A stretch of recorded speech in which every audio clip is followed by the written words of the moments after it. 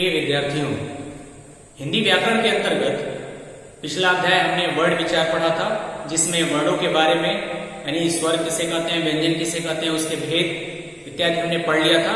अगला अध्याय है अध्याय 3 शब्द विचार, यानी अब इसमें हम पढ़ेंगे शब्द के बारे में। शब्द किसे कहते हैं, इसके कितने भेद होते हैं। तो आइए शुरू करते हैं। सबसे पहले शब्द। जिस तरह से वर्ड में आपने उसकी परिभाषा पढ़ी थी कि ऐसी ध्वनि या वर्ड या अक्षर जिसके खंड या टुकड़े नहीं किए जा सकते हैं, उन्हें हम क्या कहते हैं, वर्ण। अब वर्णों के संयोग से यानी वर्णों के मेल से ही शब्द बनते हैं।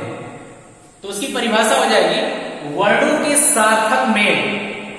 यहां मैंने लिखा है, ध्यान दीजिएगा, सार्थक। वर्णों के सार्थक मेल को क्या कहते हैं, शब्द कहते हैं। ठीक है, जैसे कमल, ये भी एक शब्द है, इसका एक अर्थ है, निश्चित अर्थ है। फल, पुस्तक इत्यादि ऐसे बहुत से हो जाएंगे। तो वर्णों के सार्थक मेल को क्या कहते हैं, शब्द कहते हैं। यहां उदाहरण के द्वारा मैंने इसे समझाया है। जैसे देखिए आप उदाहरण, वर्ड जो है इसमें 3 वर्ड मिल रहे हैं, क म ल।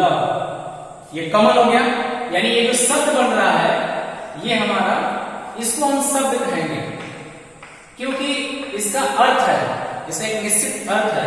वहीं अगर इसको हम इधर उधर वर्ड कर देते हैं, देखिए यहाँ पे इसी वर्डों को, इन्हीं 3 वर्डों को आगे पीछे कर देते हैं, ल म क, ये बन जाता है लमक, यानी इसका कोई अर्थ नहीं है, ये निरर्थक है। तो ये शब्द नहीं होगा। शब्द की परिभाषा में क्या पढ़ा कि वर्णों के सार्थक मेल को शब्द कहते हैं, निरर्थक मेल को नहीं। क्लियर है। अब इसमें आगे है कि शब्दों के भेद या शब्दों का वर्गीकरण।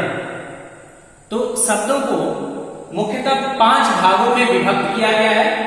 यहां मैंने 5 भाग लिखा है। रचना या बनावट के आधार पर, इसके अंतर्गत जो है जैसे रूढ़ शब्द, यौगिक शब्द, रूढ़ यौगिक आते हैं। इनके बारे में डिटेल में हम चर्चा करेंगे। पहले इसको देख लीजिए कि कितने भाग हैं इसके। दूसरा है उत्पत्ति या स्रोत के आधार पर, यानी इनकी उत्पत्ति कैसे हुई, ये कहां से मिले, ये सब उनके आधार पर इनका वर्गीकरण किया गया है।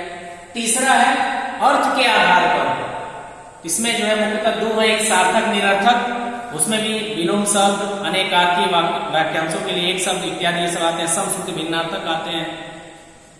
और अगला है व्याकरणिक आधार पर, यानी व्याकरणिक प्रकार के आधार पर। व्याकरण में जो है शब्दों को मुख्यतः कितने भागों में बांटा गया है या कितने आधार पर उनको कहा गया है, ये इसमें हम पढ़ेंगे।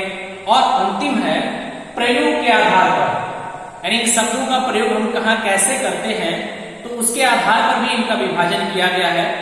तो इस तरह से शब्दों के वर्गीकरण में मुख्यतः ये 5 हैं।